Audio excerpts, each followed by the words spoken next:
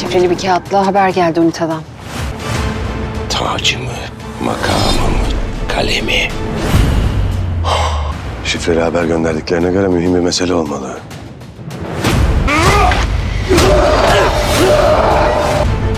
Çok şeyimi kaybettim. İtibarımı. Oruç! Bay Alfonso. Alfonso değil, Pietro. Nil Nehri'nden büyük miktarda altın taşıyacaklar. İskenderiye yakınlarında bir koyda karaya çıkıp gizlice Kalimnos'a sevk edecekler. Bedenin sağ olabilir ama bütün saygınlığın denizin dibine gömüldü.